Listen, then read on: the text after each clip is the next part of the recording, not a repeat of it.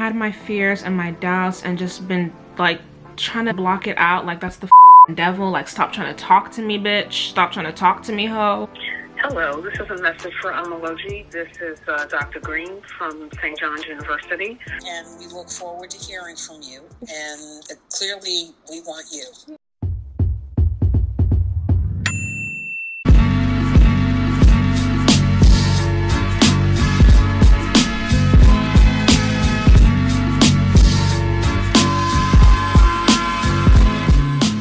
Hey y'all, it is forever your girl. I'm 𝗜HIV and I am back with another video. Whether you are new or you are true, I just want to say thank you for stopping by my corner of the internet, and I hope that you subscribe and stay a while. So this is crazy. Wow. Your girl got into graduate school. Be a doctor. When you have this idea and vision and dream that you've been thinking about for years, it's just that it's a dream, it's a fantasy, and then it eventually grows into fruition, like through struggle, through sacrifice, through help from others. Like, I have been recording bits and pieces of different aspects of this journey. This is very like video diary type of thing. It is not an informational journey like, oh, this is what you need to do to get into graduate school. I'm sorry, it's not that. I have sewn and strung them all together, and I hope it tells the story well. This time last year, I was depressed than a mother. Like, of course, living through quarantine and the pandemic was also just the grief of all of that, in addition to my own personal health issues and like interpersonal issues. Losing my best friend of 10 plus years because our friendship was just, also like letting go of a romantic relationship because that was just, and I was unemployed for like the first half of 2021. I was applying for different full-time positions, usually within like nonprofit organizations, not getting them. It was like every time I felt like I was trying to level up, climb up the ladder, it was just like, it was like the ladder was like greased down and I couldn't, I would get a grip and slip, and just all that kind of stuff, all those rejections, they do take a toll for sure. They take a toll on belief in your ability, your beliefs in like your self-esteem. It's true, it is very, very true that rejections are just redirection to the route that you're actually meant to pursue. Now I'm really seeing that and living it, but at the time, honey, it didn't feel like that. It just felt like these motherfuckers just don't want me. It's like you take it personal. It's hard not to. And when you're repeatedly being like told no, it can just be painful and definitely disheartening. Like, a lot of things were just not aligning. 2021 was just a lot of recovery from the shit that I experienced in 2020. In 2020, I tweeted, I know my world is going to crack wide open over the next 2 years.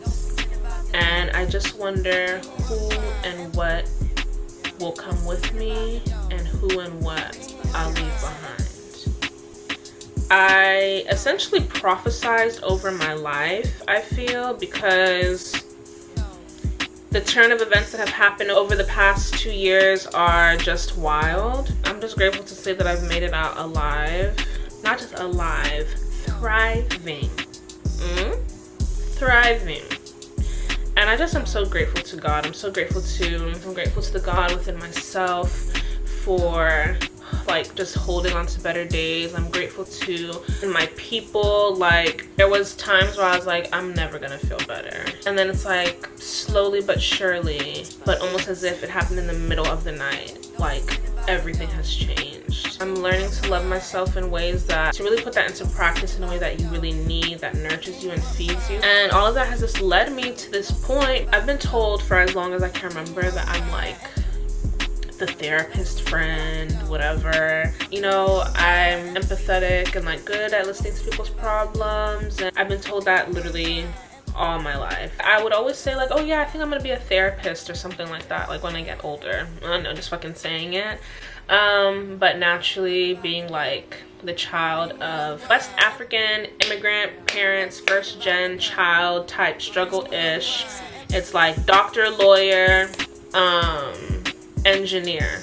All the while I always knew like, medicine is not really for me. Like I loved the psychological sciences. I loved learning about people in a way that like was not just what I was gathering about folks in my experience. It was actually like a science behind it, and I loved that. So I double majored. If I have to be in college, I'm not just gonna suffer for this one single biology degree. Like if I'm gonna suffer, let it be suffering that I'm enjoying at least somewhat. So I added on a psychology major and just felt like, okay, I'm gonna pursue both these things just because, you know, I never know. And in the meantime, I am also doing like my activism, but it's like my dream, like my hope has always been to get my PhD in clinical psychology, because like the little girl in me that always knew that she was going to be a therapist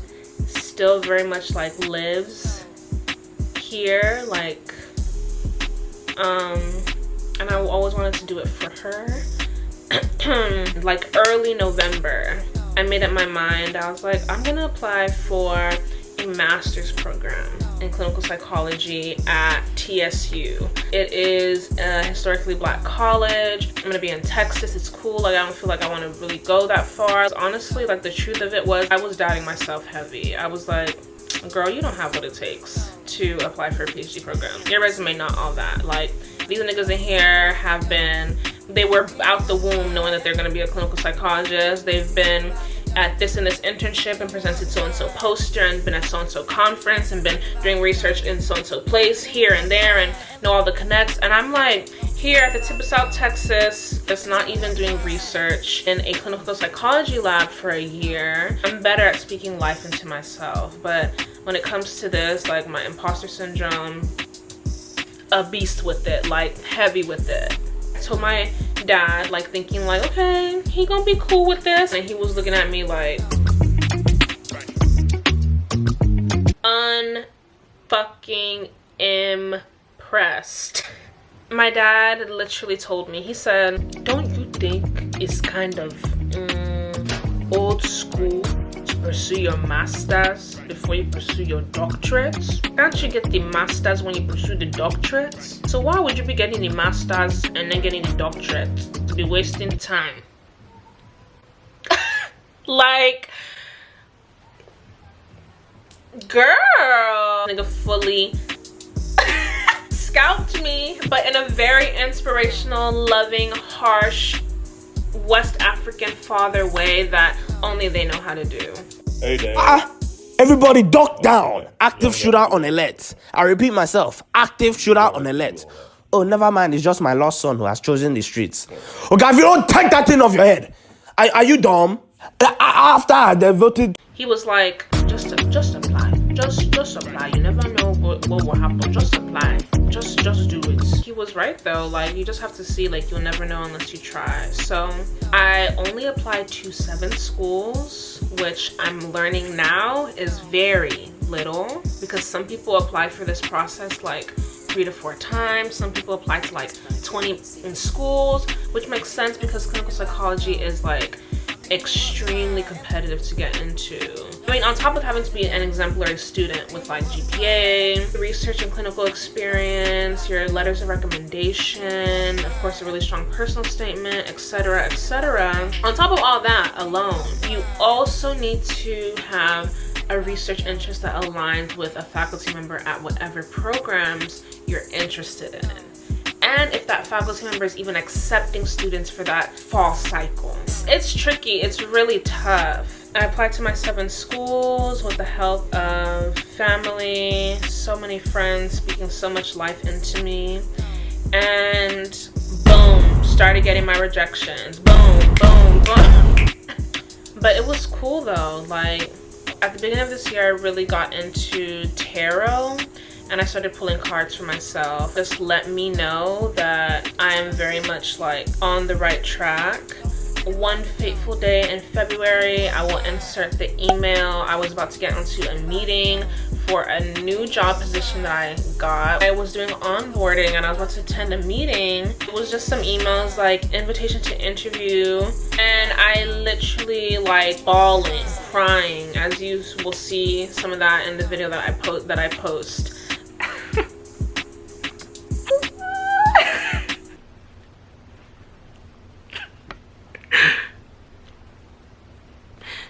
Oh my god, this is so fucking cringe. Just feel the joy and elation, like, just all up my back. I can feel it, just... I opened my email today. I received my first invitation to interview for a clinical psychology PhD program. I was not even trying to be on camera, but I just felt like I should record this because I think I'm gonna appreciate the memory. I was having breakfast this morning and the name St. John like just kind of like grazed my consciousness. And I didn't think much of it because I've been thinking about the schools that I've applied to, because it's been weeks now and I really haven't heard much except from one school, and it was a rejection. You know, I just let it be. My mind just says like, go check your email. Again, just like another graze of consciousness.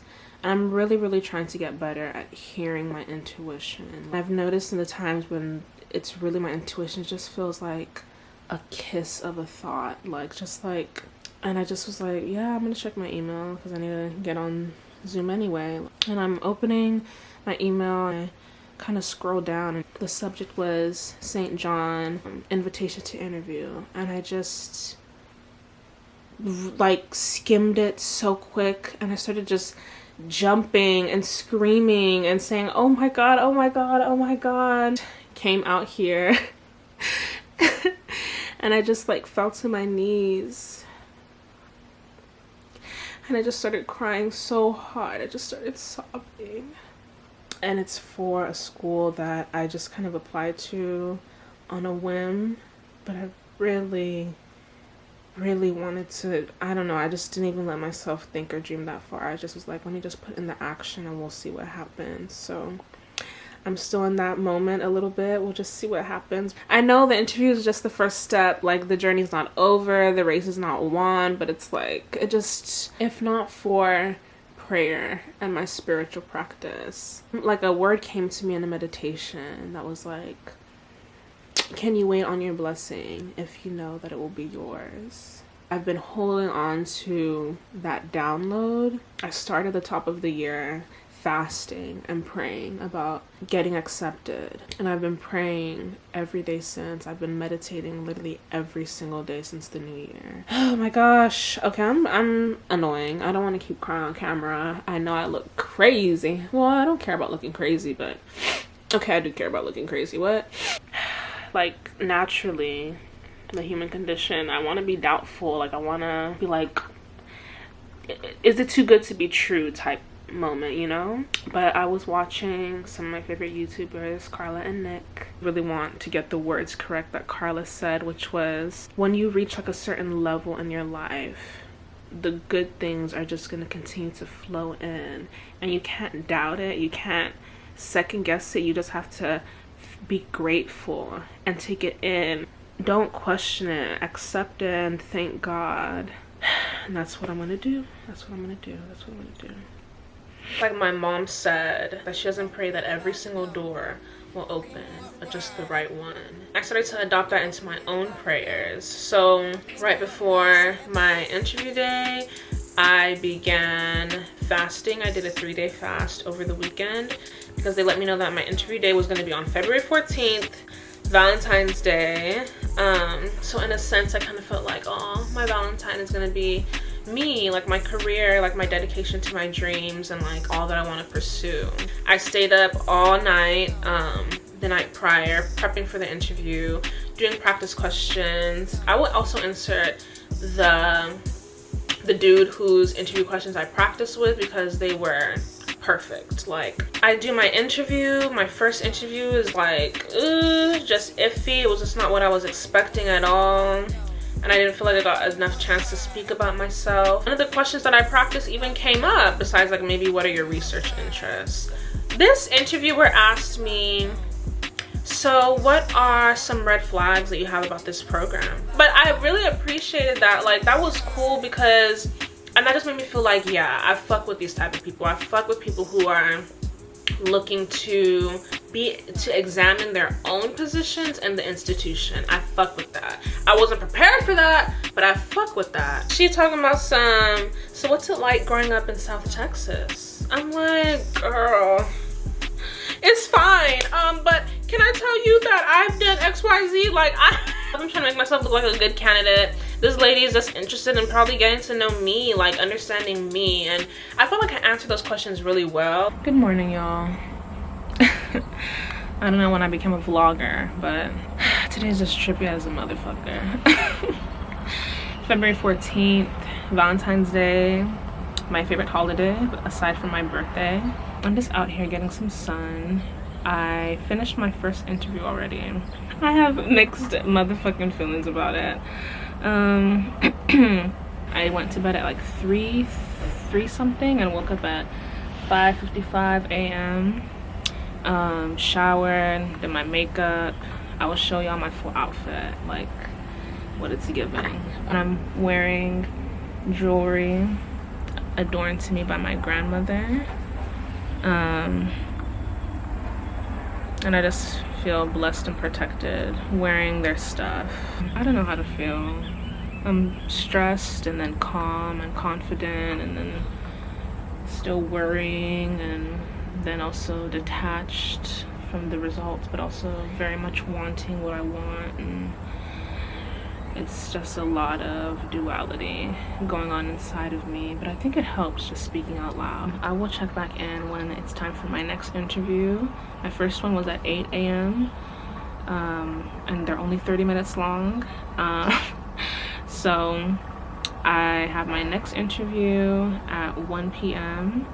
and I will check back in when I have my full interview fit on, and I'll just show you what it is. Oh, let me show y'all my interview setup. All my plants and things. I have my ring light set up. Jesus. A table. This is my computer. All this all lag. Okay, I will talk to y'all later. I just had to silence my mind and be like, none of that is gonna help you right now. The interview with the faculty member that you really want to work with is coming up in a few hours. Take this time right now to rest, relax, affirm yourself, and for that next interview, you're going to kill it. Like, you're going to interview like your life depends on it. I'm sorry, y'all, I just changed the lighting. I know it's gonna look very different. I called my mom before the interview. She prayed for me, a very sweet prayer. I meditated right before my second interview, just meditating heavy. And I remember I started to feel like this tingle up my arms. I felt this pressure and vibration on like my third eye, and I just heard so clearly, it's yours, be yourself, the rest will follow. And it brought me so much peace. It's about that time, getting closer to that time. So this is my fit. Just for the sake of having a complete fit, I have the shoes as well, but it's a virtual thing, so that's not fully necessary. And I'm wearing this jacket that my mom bought me. The Zara jacket that was $119, and my mom got it at TJ Maxx for $20. Bless her. Nobody liked this woman.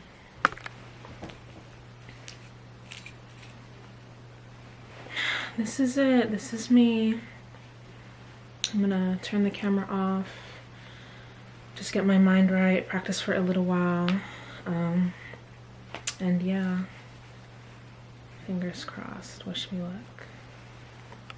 While I get into the second interview, and it is like every single question I practiced for, boom, boom, boom, I'm answering. Just shook, and I'm taking those as good signs, but I'm not letting my head get, you know, blown up. Wow, y'all, that went so well. I'm so shook. I can't say anything. I still don't know. You never freaking know, but these meetings are supposed to be 25 to 30 minutes, and me and Doc Green were on this call for 40 minutes talking, and she invited me to a panel that she's going to be on this Friday and gave me her personal email. What? I've had my fears and my doubts and just been like trying to fucking block it out like that's the fucking devil. Like, stop trying to talk to me, bitch. Stop trying to talk to me, hoe. And in my last meditation right before this, I've just felt my arms tingling and my third eye tingle, and it was a blush, like a kiss that just said, it's yours. Be yourself and the rest will follow. Oh Lord. It just said 333 on the viewfinder. Oh my God. And she was asking every question that I had written and laid out in the order I had it written. And I got to express and say everything I wanted to say about myself. And I got to quote things that I knew that I read about her. It just slipped in so perfectly. My study came in.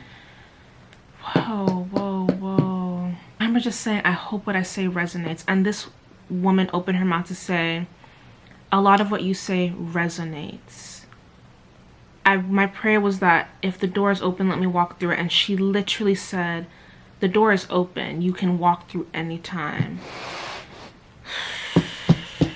Just God willing. That really, really felt good. I didn't feel nervous. I felt like it felt so easy, like I was having conversation. It was so easy. It just made sense. At this point, we just wait and see.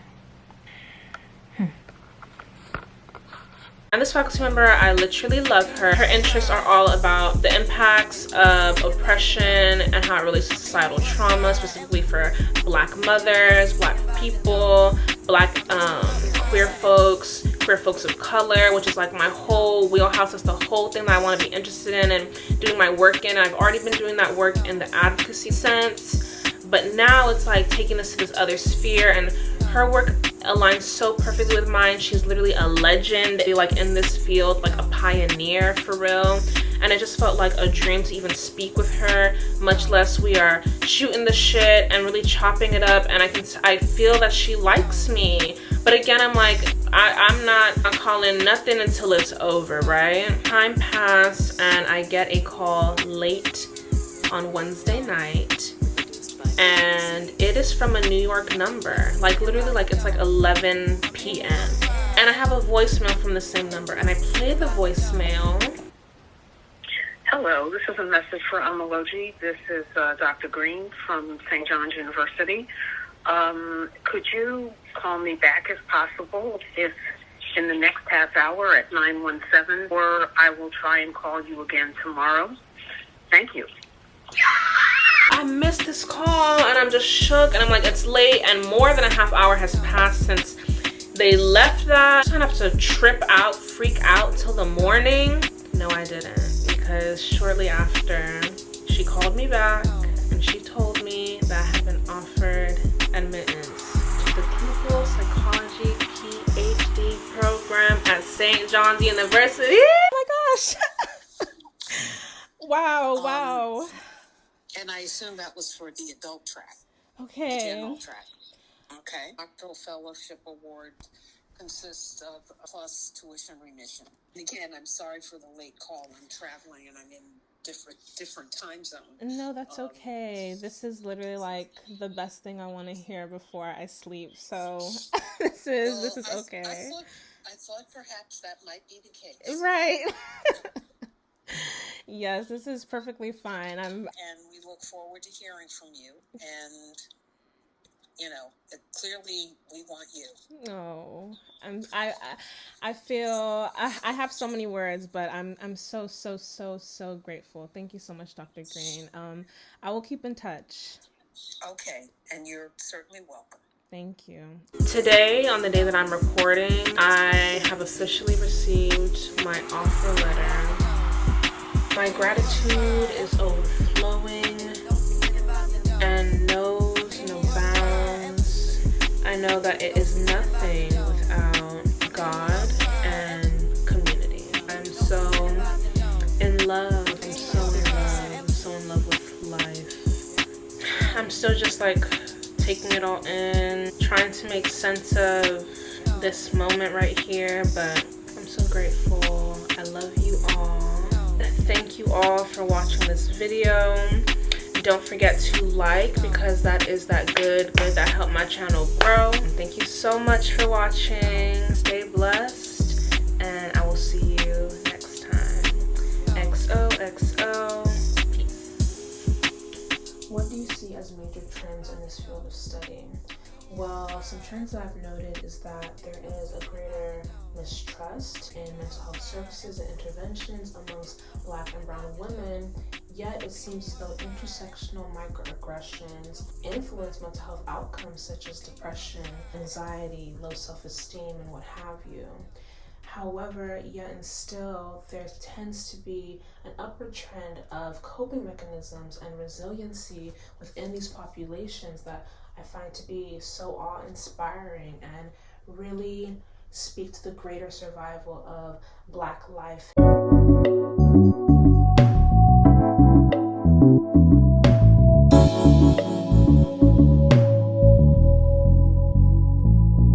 In 2020, I tweeted, "I know my world is going to crack wide open over the next 2 years. And I just wonder who and what will come with me and who and what I'll leave behind." There was times where I was like, I'm never gonna feel better. And then it's like slowly but surely, but almost as if it happened in the middle of the night, like everything has changed.